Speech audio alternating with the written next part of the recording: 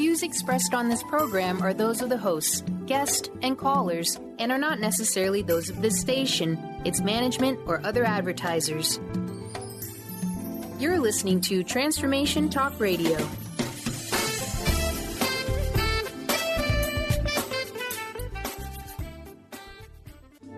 The following audio is via a Skype call. Welcome to the Dr. Pat Show. Talk radio to thrive by. Powerful, inspiring, and coming to you live, bringing you stories of people like you and me busting through and living life full out. Get ready to dare to wonder what your life would be like if you knew you could not fail.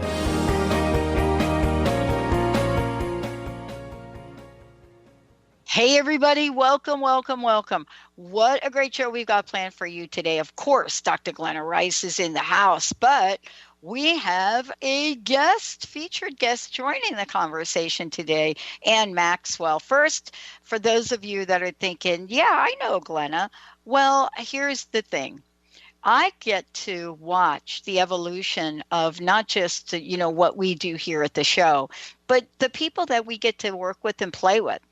And so the question mark really does become, how do we learn to become who we are? And what is it about us that continues to grow and change? For many of you, you've heard me introduce Glenna as a therapist, a physical therapist, owner of Access Physical Therapy. But more than that, she's an access facilitator, travels all over the world. The question that I love that she presents is, did anyone teach you to be a parent? No. You don't get taught to be a parent. You don't get taught. And you also don't get taught to be a child in the way that explores possibilities, unless, of course, you're Dr. Glenna Rice's kids. But on the other hand, what is it that is conscious parenting? And then who are these conscious kids? We have a guest psychotherapist today, Ann Maxwell, joining in on the conversation because, the word conscious is important in all of this. Ann, psychotherapist, 25 years of experience. She works with children, families, adults, and is joining the show today also as a co-author of a book with Gary Douglas and Dr. Dane here. They are the co-creators of Access Consciousness. So what is it about the work that she's doing, the keys to the magic, all of the above, and how can we write a new narrative to what it is that we can learn about conscious parenting and how that cultivates conscious kids? Welcome to the show, both of you, today. It's great to have you. Oh, thank you so much. Intro. Yeah, thank you, Dr. Pat. I want to add another category in here. Conscious grandparenting. And, the reason that I like to add that in is because what's happening now more and more in the universe of what we do, grandparents are coming back to playing a role that they once played, decades and decades ago, right? I mean, the story. It's like, okay, you're going to spend the weekend with grandma and grandpa. And I tell you, I was one of those kids and I loved every minute of it. But the idea of conscious parenting, I think, is worth talking about. What does conscious parenting show up like in the world? And welcome to both of you. Who wants to take that? Glenna, you want to start? Yeah, I would love to. And I'm so grateful that Ann is joining me today on this call. Yeah. She has such amazing gifts with children and their parents, and I just can't wait to hear what she has to say. But, I was wondering about how I knew I would get asked this question, what is conscious parenting? And there was just a quote that was put out by Gary Douglas, who you mentioned earlier. And I'm just going to read it, and because it kind of sums up a lot of stuff about what consciousness is. Consciousness, from Gary's point of view, what he's written is the ability to be present in your life in every moment without judgment of you or anyone else. It's the ability to receive everything, reject nothing, and create everything you desire in life greater than what you currently have and more than what you can imagine. So conscious parenting is to parent from being present in every moment in your life, but also in your children, and to receive everything, reject nothing, not judge you or your children, and create what you desire in life. And like you said, cultivate is a really beautiful word, Anne. I mean, Pat, I like the word. Yeah. To cultivate that desire in your children to have greater and more, and facilitate that for them and gift that to them. So then they can have the ability to have the consciousness that they come in with. And now Anne can speak to that because she's really beautiful in how she describes consciousness. Well, before you jump in, Anne, I want to make it even a little bit more interesting for you, and that is when Dr. Glenna, you're talking about this, and I'm talking about cultivating. The thing that comes to mind is, are we cultivating probabilities or are we cultivating possibilities? Anne? So thank you so much. And thank you for the invitation, Glenna and Dr. Pat. And I'm thrilled to be here. I've heard lots about you. I've heard your radio shows, and I really admire you. And thank you. Oh, you bet. Yeah. So from my perspective, what differentiates consciousness in parenting from other forms of parenting is being willing to see kids as knowing way more than they're ever given credit for. And so part of the capacity to be present is to be present in their worlds and to ask them questions, to be curious about what's going on. And when you function from probability, you really function from conclusion, from, the way things are, what all the experts say, how your parents tell you should parent, what all the books say. And the functioning from possibilities is really functioning from asking questions. And that's really that's one of the key ingredients to being able to be present, is not functioning from any foregone conclusion, but really being curious, really wondering, what is this? What can I do with it? Mm-hmm. What are they saying? What's actually going on here? What's up? Right? Yeah. Does that make sense? Yeah, it does. And the other part of it too is, we teach our kids, and then as adults, if we continue on with, let's just say sports, right? I mean, dance now is another one of these arenas, but originally it was music, right? But sports, dance, we teach them and encourage them to really learn these things. And as part of learning them, we also are saying to them, you must focus. You must put your energy and focus. The question really then becomes, as we're cultivating this idea of focus and attention, is, are we going to focus on a limitation? Because this is really, to me, important in this. Are we going to focus on a limitation? Or are we going to find ways as parents, as teachers, as people that are guiding others, are we going to find a way to move away from that limitation, even if we show up at the table with our own limitations, Dr. Glenna? The sports analogy is really actually very apropos for something that changed huge for me, when I started doing the access work and found the tools, is I had overscheduled my children crazy. It was crazy that what their lives were like. And they were pretty young. My youngest was 1. She just was getting carried around in a carrier all the time, in and out of car seats, in and out of practices for her brother and sister who were older. And I had to ask a question and look at this. Like, my son was in, baseball, soccer, he did rock climbing and karate, and I have swimming lessons, I think, too, were in there.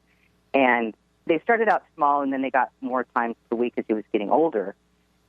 He wasn't having fun. I wasn't having fun. There was no joy in anything he was learning. I had a point of view that this was somehow contributing to his life, that I never, like Anne was saying, asked a question. It never had occurred to me. I didn't, I was coming from a conclusion that this would contribute to my child's life. I never asked the question if it would. And then I was, one day, after I went to some classes, I'm like, oh my gosh, what if I asked him what he knows? what does he enjoy about this? What sports would he like to do?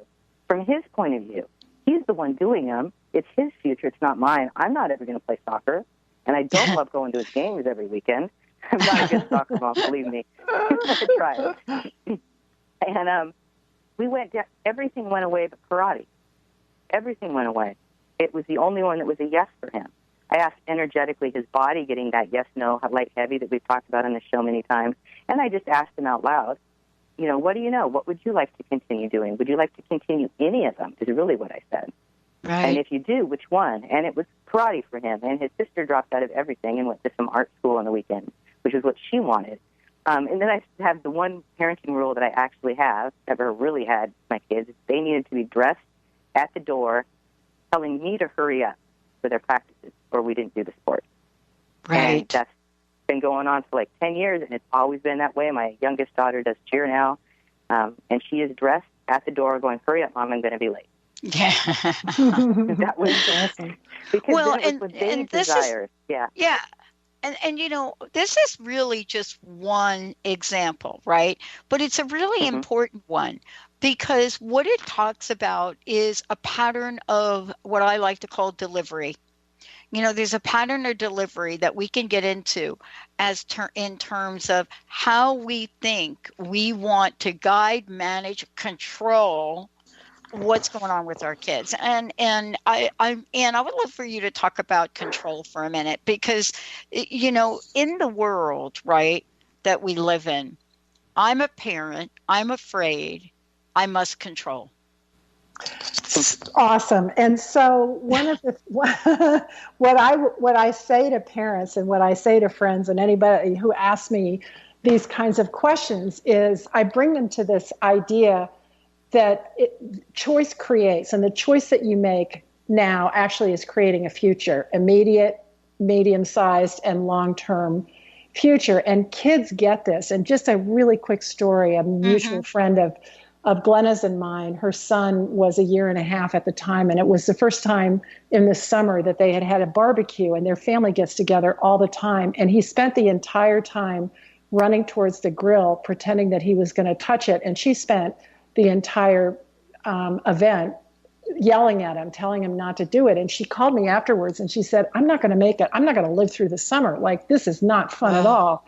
What do I do? And this issue of this thing of control, like as parents, we're taught that we need to control our kids so that they're not out of control, so they conform to all the rules and regulations, so they do the right thing at the right time with the right people and therefore succeed, right? Well, you know, so choice creates. So I said to her, here's what you do. Take his hand, like next time you have a cookout, make sure the grill's really hot, and take his hand and put it right up to the grill. Don't touch it, but put it up to the grill and let him feel the heat and say, look, if you touch this big owie, and you know how bad the doctor hurts you when you go for a shot, it's going to be worse. And I said, say as much like horrifying stuff as you want to about that. And then I said to her, you're also going to have to be willing to take him to the ER if he calls your bluff. And she said, I'll do it. Like, this is not going to work. So she called me after the next cookout, and she said, she did what we had talked about. And she said, she turned away and he went, Mama. And he started running towards the grill with his hand outstretched with a grin on his face. And instead of yelling at him, she just shrugged her shoulders and rolled her eyes up to the sky, put her hands up, palms up, and turned away. And he didn't do it again. And he hasn't done it since. I mean, he's 5 now, so he wouldn't be doing that anymore. Yeah. But choice creates, and kids get that. And if you try to control them, all they're going to do is fight you. But if you tap them into the energy of whatever it is that they're creating by choosing whatever they're choosing, they're the ones who get to control their lives and their worlds. Does that make sense? Yeah. It makes sense. And here's the question, because our children are like what? No different than we are. But yet we want to impose like these, I don't even want to say dual standards, because they're not just dual standards. There are many, many different standards, right? You know, aren't we talking about, you know, for today, aren't we talking about the level of consciousness, I think, has to begin with our own consciousness? And that's the question, Glenna, I'd like to ask you about. is, you know, how do you all work with parents so that they can raise their level of awareness to the exact way, Anne, that you just described, right? Yeah, well, one of the things is that parents are all working on their life living in reality too. And we don't always have as much consciousness as we might not be there yet. But we can have tools that will help our kids, and they'll help us too. So I always come in, whatever limitations are going on in your world, whatever stuff you're creating as a parent, your life living reality, where it's messed up. Interesting point of view. It's an interesting point of view. I'm not judging any of that. If you're coming in asking questions for creating something different with your kids, these tools are going to work anyway. I mean, they really are. I just asking a child what they know is going to open up so many doors for them. Now, it's great if that'll actually turn around so you can ask yourself what you know, too. My kids are my greatest inspiration. Kids are my greatest inspiration. They don't have as much stuff in the way. They haven't been on this planet as long in those bodies. They're infinite beings with little bodies, but there's not 25, 30, 50 years of dealing with this reality. And they might come in with stuff, but their doors are easier to find. They're easier to open up. They're easier to, tweak. I had a story just like what Anne was saying. There's the burning your hands is one possibility. But I had my daughter, the youngest one, dress herself from the second she could. And she would, in early years in grade school, go to school in, put together the strangest outfits. And I'd look at her, and instead of controlling her and saying, you need to change those clothes, which would have not worked with her or any of my kids, I would say, okay, so if you go to school today dressed in that, what's it going to create today? And I would just ask her what she knew about it. Have her look into her day with her clothes on, the goofy outfit, the mismatched socks, or her pink tutu, Cinderella outfit, whatever it was she was putting on. And she would often, she didn't always change the clothes, and I would let her go in what she was wearing because she saw what that would create for her. Whatever that was her creation. She was choosing it. It was her choice. It was creating her reality. And if it worked, she would know it. If it didn't, it would be her choice. It wouldn't be mom imposing on her. And then she often would go, oh, this isn't going to work, and she'd run in her room and put something else on. Yeah. That's an ease with parenting. And really one of my targets with a lot of the parenting work I do is to have parents have an ability to create ease if they want to choose it. Because ease makes your life better. It creates more for you. It creates more for your kids. Your schedule that leads me. Yeah. I mean, that leads me to, wanting to talk with you both about this idea of awareness as opposed to, doing what's right. And we started to touch upon that. But the thing I want to make sure we mention is on September 1st, you're actually going to have a panel of conscious parents. So if people are listening to this show today and they're thinking, what do conscious parents look like?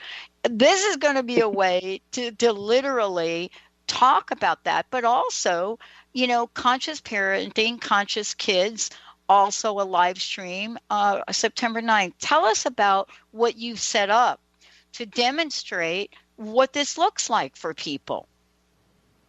For the webinar? Yeah, it's going to be a Zoom. I'm not sure how many people are on it. There's a whole bunch of us that are going to be there, and you can ask us anything. Probably 7 or 8 different access facilitators, parents. Some may not even be parents, but are involved with kids. I think, Anne, are you going to be on it? I'm pretty sure Anne is. I hope she is.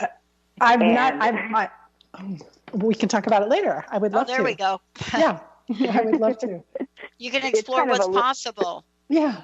It's a bit, the who's going to be on and the questions are going to be asked is going to be a little bit loose knit, but we will be there talking about that, talking about an amazing 6-week telecall that Gary Douglas is doing, Conscious Parents, Conscious Kids. First time he's really done a parenting telecall seminar since I've been doing this work, which has been 12 years. He did something a long time ago, kind of passed on some of the parenting stuff to teach the classes to me, and now we're opening it up to more people to be able to teach this. And what he's going to talk about after, with what's going on and changing in the world right now and with access, it's going to be incredible. I'm so excited for that class. Yeah. Well, and let's just make sure we let folks know throughout the show today, the best way to find out more is people can go to accessconsciousness.com/Dr. Glenna Rice. I mean, that's one way to do it, right? that'll find my seminar on the 9th. The other ones is just go to accessconsciousness.com. Okay. Okay. Okay. And I can put, that would be, or you can also go to my Facebook page. They're listed there. Glenna Rice, Good. my Facebook. Yeah. And you can find all of that on there, too. That's probably the quickest way, because I don't know the exact links to the other two calls, the other, the webinar and Gary, you could search Gary Douglas to find his class, or Conscious Parents, Conscious Kids on the Access site. I love it. Now, Ann, I want to talk with you a little bit about, your work with kids, because, you do something called the spectrum, right? And Yes. I wanted to get a sense from you about what that is, and then how do you integrate the Access tools? Dr. Pat, that's a great question. And I'd like to take the second one first, if that's okay. I am a seeker. I've been a seeker forever. I've taken every therapy modality available to God and me, and I happened upon Access Consciousness about 8 years ago, 7.5, 8 years ago.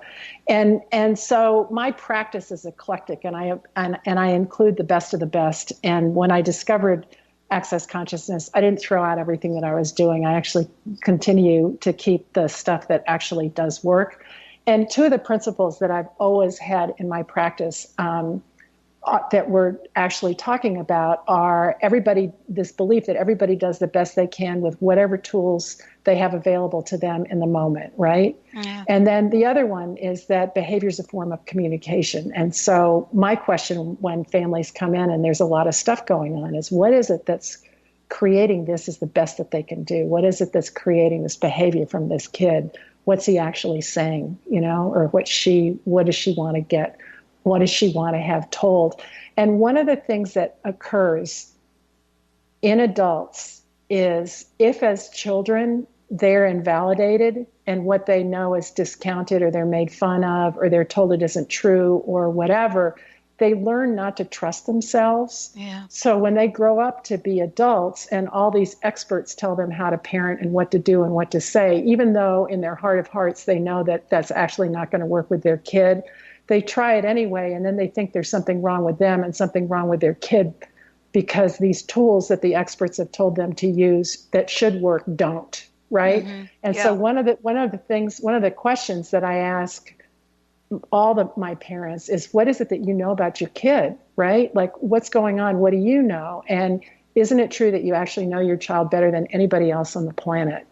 And so even if what you know flies in the face of what the experts tell you should be so, would you be willing to follow that, to know that that's actually true? And you can just see the waves of self-judgment and fault-finding and like all that kind of stuff just roll off their shoulders when they get that they actually are the experts on their kids, not the experts. Kids that only need 5 hours of sleep a night where the pediatricians say they need 11 hours and the parents make them wrong and the kids wrong. I mean, I have stories that I could write like 8 more books with about that. But that's that second piece of how do I integrate it? I ask the parents what they know. I ask kids what they know.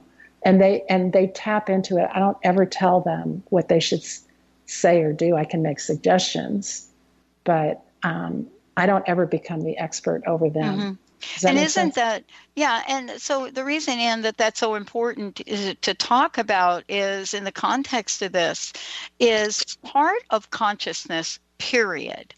Part of consciousness is the idea of awareness. And the idea of awareness has to do with the idea of witnessing.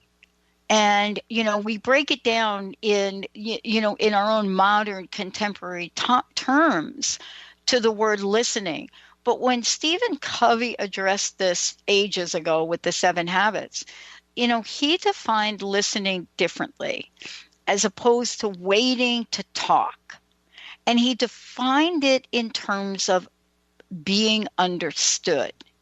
And I think that's what, at some level, that's what I hear you both talking about today, is this form of consciousness that has to do with understanding each other, not just I'm the parent, you do what I say, but understanding. When we come back from break, we're going to take a look at how do we go about it?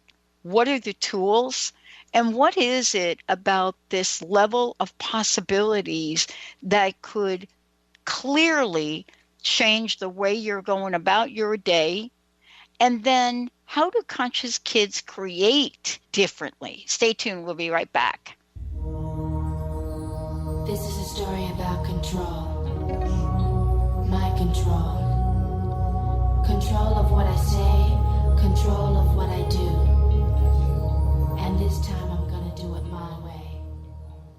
If you're one of the millions of Americans suffering from anxiety, you probably know how powerless and out of control this emotion can make you feel. This is why it is so important to remember that anxiety is created by your mind, which means that you can learn to use your mind to uncreate it. Hello, my name is Dr. Friedman Schaub. My award-winning book, The Fear and Anxiety Solution, provides you with a step-by-step breakthrough process to understand and resolve the root causes of your anxiety and build a solid foundation of confidence and inner peace. If you are ready to take your power back, visit thefearandanxietysolution.com. That's thefearandanxietysolution.com, or call 866-903-6463. That's 866-903-MIND. Isn't it time to put your health first? To give yourself the gift of whole body wellness? What if embracing unconditional love and self-care was the first step to wellness? Could you honor that for yourself? My name is Audrey Michelle, host of Rewired Life Radio and the author of Rewired Life, A Journey to Untangle Chronic Pain and Endometriosis. In my book, I share how I healed from 17 years of chronic pain and disease. Get your signed copy at audreymichelle.com/book, spelled MICHEL.com/book. Are you struggling in a relationship and deeply craving some tools and support to get things back on track? Do you crave having a loving, compassionate relationship with Mr. Right, but always seem to pick Mr. Wrong? Well, Sarah Luce can help. She's created a 4-week online course starting September 28th that will teach you how to shift your energy and behavior to have new transformative outcomes. And you're going to get a personal one-on-one session with Sarah to ensure you get powerful, personal results. Sign up today at sarahluce.com.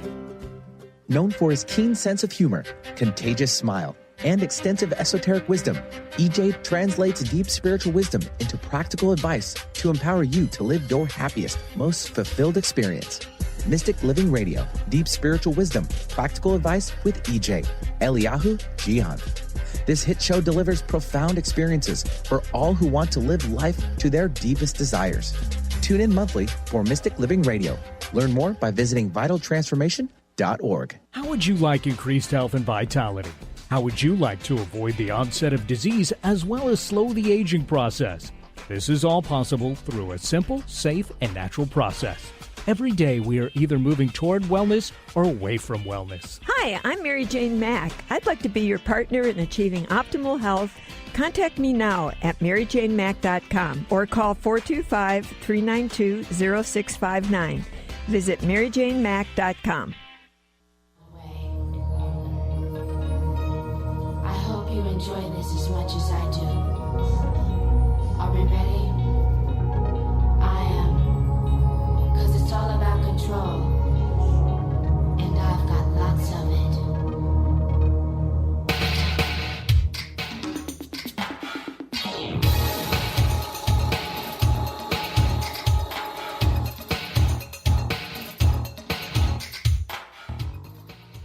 Hey, everybody, welcome back. I love this conversation. I love it. Here's what I want to say. And then, Glenna, you always love when I say stuff like this, Dr. Glenna. You love when I just open my mouth and out comes this thing, right? Here's the deal, folks. Parents and grandparents, you're sitting and you're listening to this and you're thinking, you can't teach an old dog new tricks. I know it. I can feel you out there. I want to say that is absolutely something that I'm not even going to talk about. I'm going to throw that right back at Glenna and Ann, because I know it's a consciousness level here. And before we jump to that and talk about how do conscious kids create differently, please, let's talk at some of these classes. September 1st, free Zoominar. Jessica, I hope you're listening because we're going to do the Zoominar thing too. With the panel of conscious parents, September 9th, Conscious Parenting, Conscious Kids live stream from Dublin with Dr. Glenna Rice. Then the 15th, a 6-part telecall with Gary Douglas, Conscious Parents, Conscious Kids. And then you can work with Dr. Glenna directly at it's glennarice.com, right? Yes. Glenna, okay. And then, Ann, for you, can we please give out your website so people know how to work with you and talk with you? Thank you so much. My website is www.annmaxwell.lcsw.com, and my name is with an E, so it's Ann Maxwell like the coffee, lcsw.com. And then you can also find me on the Access website like Glenna, except it's www.accessconsciousness.com/Ann Maxwell. Okay, awesome. Yeah. All right, listen, a lot to talk about, Benny. We're going to skip the next break as well. This idea of listening or talking or not talking or not listening or not witnessing, there's an aspect of this that even as adults, we know and long for. We absolutely, if you have people in a room and they don't feel like they're being heard, right? Something happens. A little switch gets flipped. But yet, at the same time, we don't look at our kids in that way and think, oh, maybe they got the little switch too. So I want to have a conversation, definitely about the switch, but about this idea that conscious kids may create differently, but it also requires conscious parents to show up so that there is a creation differently by all the parties. You see what I'm saying? Mm-hmm. So let's talk about what do kids know, but more importantly, what is it about us that we don't think they know this? Well, you kind of alluded to it a bit when you were, actually that may have been on the break we were talking about it, but that, you can't teach a old dog new tricks. People have been parenting certain ways for so long that, you control the children, or there's also the whole other side of it where you let the kids just run willy-nilly and don't have any control, which doesn't work either, is neither of them have a question, and they're both coming from a total point of view about how you have to and what's right about raising kids. Like, you must control them, because if they're not controlled, they're going to turn out to be terrible adults in the future, or if you control them too much, you're going to stifle everything. But none of that's a question, because every child's going to be different, and every parent's different. And with 3 kids, I know every single one of my children, I had to, by being in the question and asking what would work here, what would change that, what could I do would be different to change it, what did they know about this, each one of them was completely different on how I raised them. I had to do a little bit more controlling with my son. If, you want to say it was controlling, I had to be a little bit stricter. My youngest one, if I even sort of got upset with her, she would give me a silent treatment for days. She taught me really quickly that was not what was going to work for her. And really, how can I parent these children so it works for all of us? What's required here? What do they require from me? These are the kind of questions I asked. They gave me the information of what would work. And also looking at the whole family, like, what can work here for all of us? What can I create or do or be different here that's going to create something that's going to work for my family and create more? And having my children contribute to me was a huge part of changing my point of view. Like, what can my kids contribute to me that I've never imagined?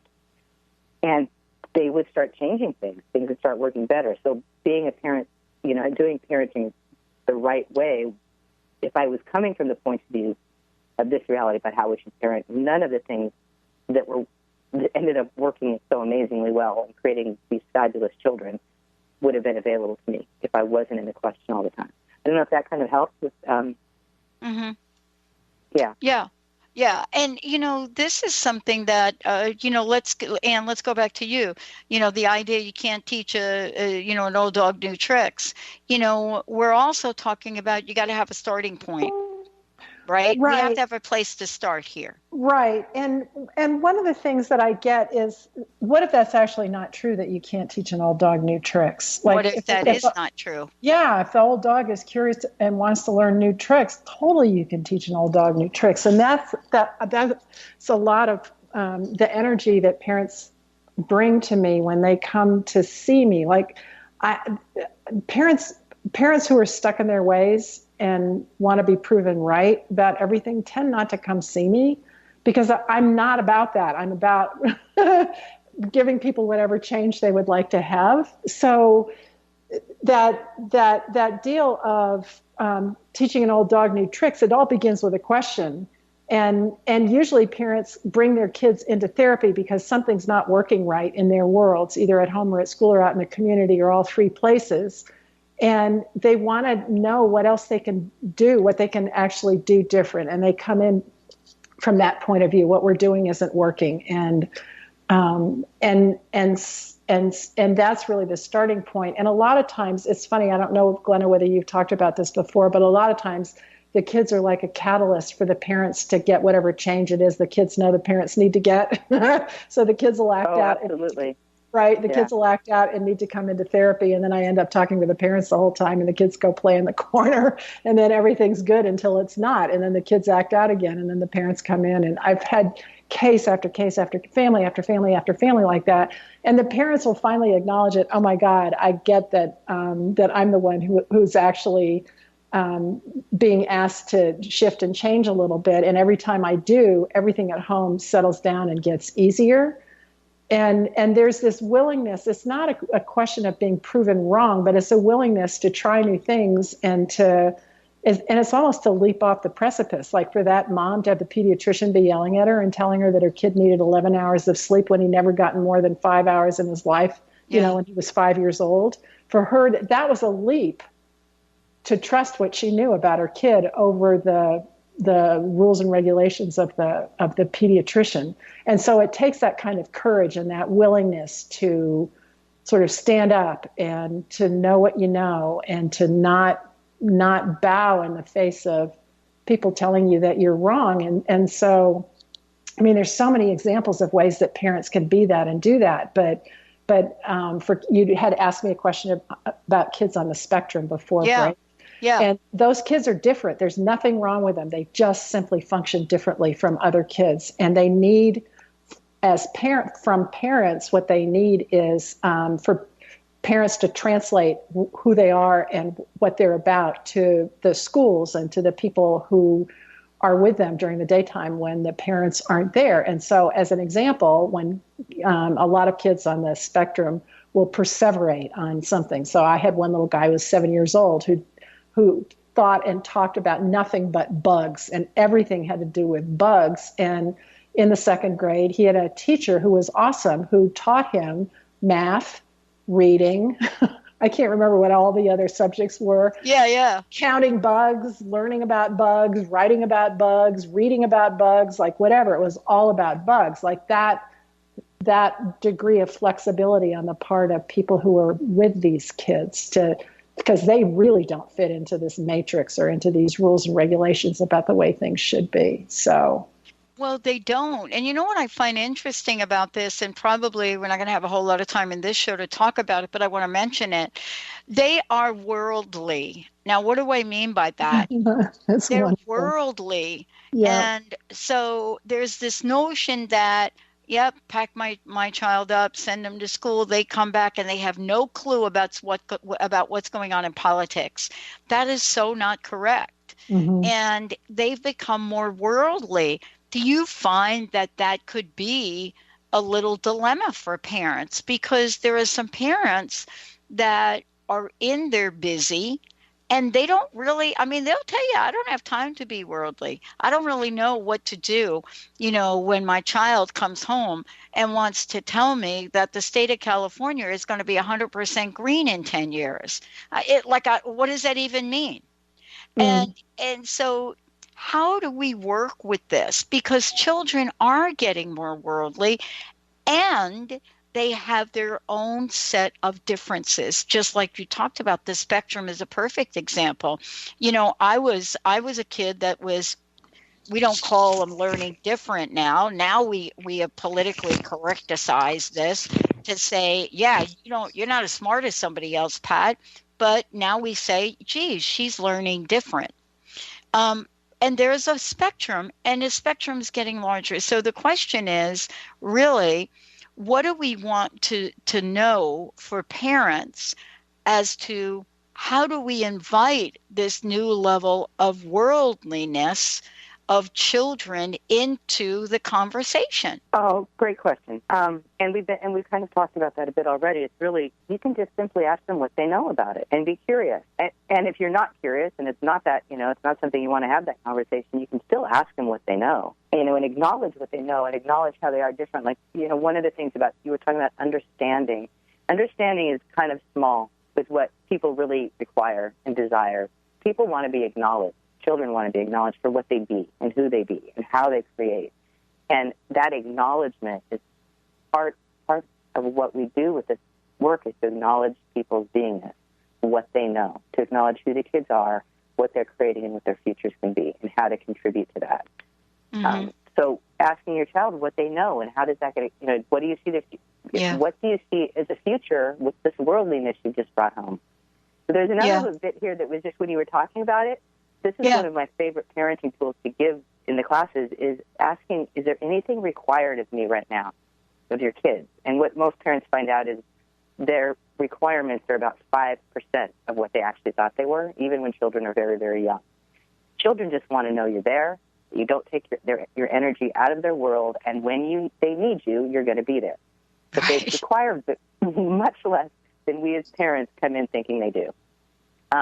So it could be that there's nothing required of you when your kid comes home with this information, except to acknowledge them that they have that information. And they don't really require anything of you about it, except maybe to say, hey, I learned this cool thing, and that may be all that's required. And if you've got a dilemma, you can just ask, is there anything required of me right now with my child? And if it's light, it's a yes. Ask them questions, go say hi to them, and if it's not, keep doing your business. Go work on your computer, clean the house, go shopping, whatever it is you have to do. There's nothing required of you right now. It makes parenting a lot easier when you have that question. I mean, I have parents ask it for all day for a week, as often as they can remember. Is there anything required of me right now? And they always come back totally surprised. And then they have so much more time during their day to create what they would like to create as parents too. Yeah. Let's continue to talk about that a little bit if we could. The thing that I think is on parents' radar, definitely on grandparents' radar, is this idea of, I am afraid of my child for the world, to be in the world. So I have to talk about that a little bit. I know that is not on the list of questions here that we said we were going to talk about, but I got to talk about it. I am afraid for my child. I am afraid for my child. And that very belief, even if it's not targeted, meaning I'm just afraid for my child, causes a series of behaviors for the parent. It may cause some things for the child. And I want to ask both of you, for the parents that may be listening, or even the grandparents that are like, yeah, I'm afraid for my child, what can we help them do differently? Can I jump in here? Yeah. Yes. So what if, Dr. Pat, really what you're talking about is protecting them from harm, right? Yep, that's correct. Right, and there's not a parent or grandparent on the planet that doesn't think about that. Right. Seemingly 24/7. If it's not active, it's certainly there. What if the greatest gift that you can give your kid is the gift of awareness, whether it's your child or your grandchild? Because even as a helicopter parent, you cannot protect your child 24/7, 100% of the time, right? Your kids are going to have to be able to, quote, take care of themselves, know when to leave, know where not to go, know who not to talk to, know what to say, what not to say, how to say it.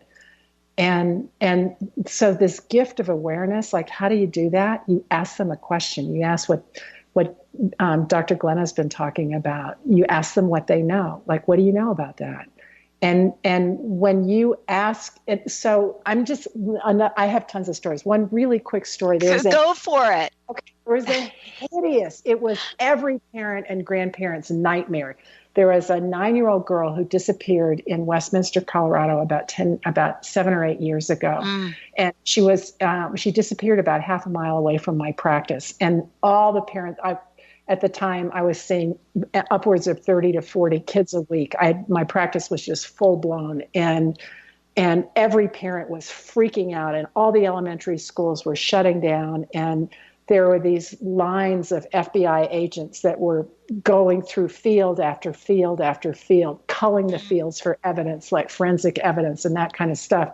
And what had happened was the mom worked at night, and she came home and went to bed, and the little girl got up in the morning to get to school, and she never made it to school, and the school's automatic phone called the mom, who was sound asleep, and the first anybody knew that she was even missing was 5 o'clock in the afternoon. And so after a week or two of this, with just this heightened, frantic, panicky energy, they finally announced that they had found her, that she had been killed, and like that. I will spare you the details. And in Boulder, the chief of police had a meeting with parents who were freaking out beyond belief. And what he said to them is, you tell your kids to trust what they know. And if they are ever around anybody where they feel uncomfortable, they know that they shouldn't be there or whatever, you tell them that they need to do everything that you taught them not to do. Scream, punch, yell, spit, kick, bite, like that kind of stuff.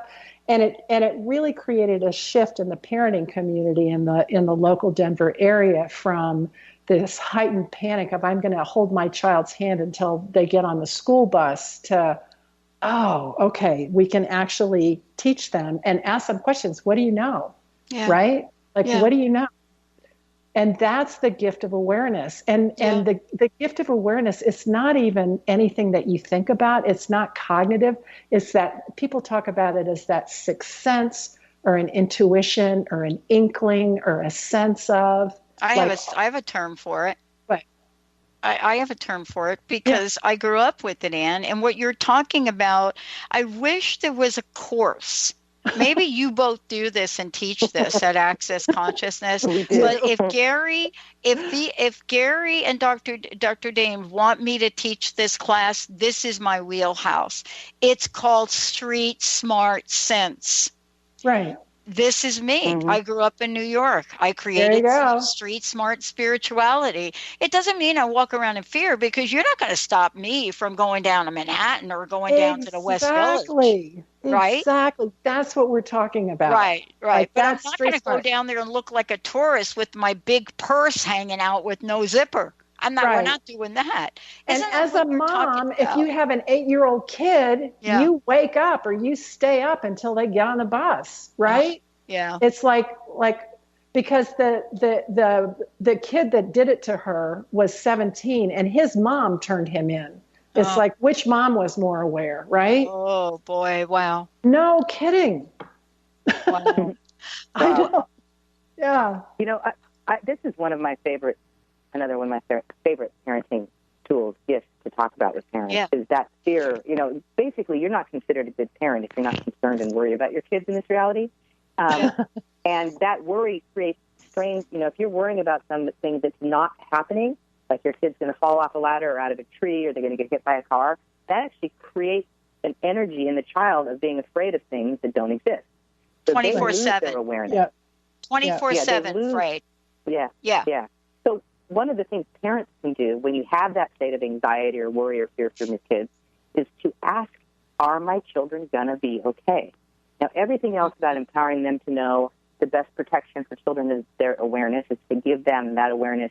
All of this goes hand in hand, but also for you as a parent to not freak out. Are my children going to be okay? I ask this. I still ask it. My daughter just moved to Dublin, my 19-year-old, on her own for college by herself. Oh, my God. Your child? Oh, my God. Yeah. Glenna, I've known you to watch your child go off to college. Yeah, in Dublin. Oh. I'm actually flying tomorrow to meet her for a week and do some workshops, but she's been there for 4 or 5 days, and she will be on her own. So I had moments of, Dublin, big city, 19-year-old beautiful young girl. grew up in the suburbs in Marin. And I'm just like, I asked, is she going to be okay? And it's so light. Is this creating her future? Is her future going to be great? Is it going to be okay? They're all huge yeses. I can feel my body almost vibrate when I look at what she's creating. I'm not going to stop that with concern and worry.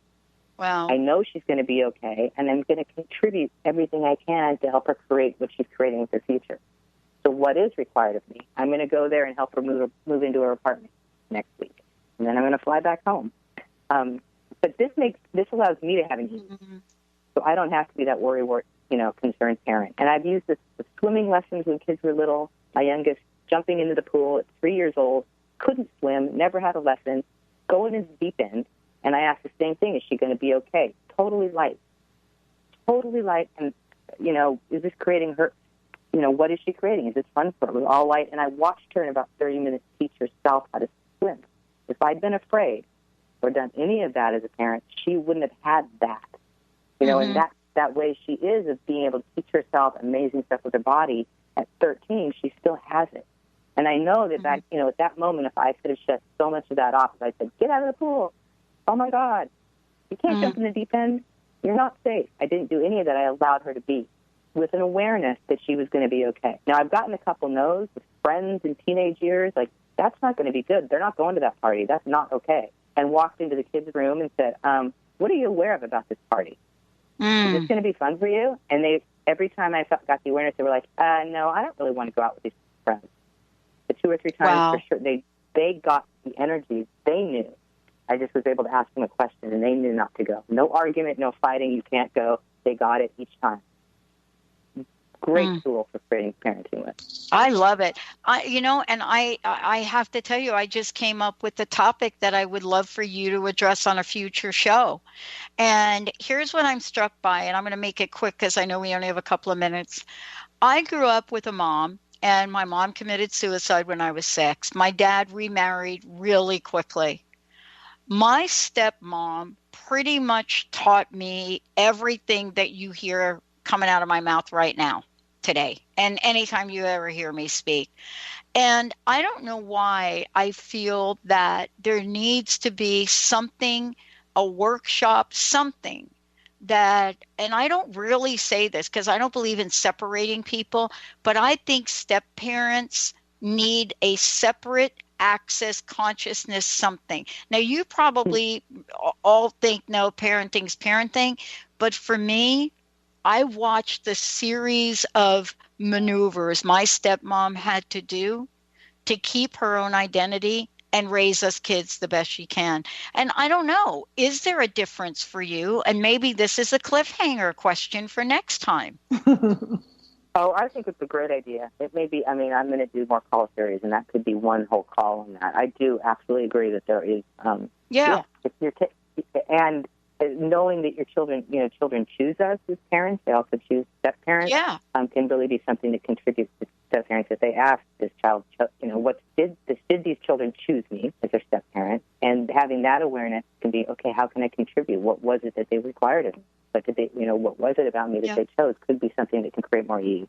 And I know some incredible step parents. Absolutely.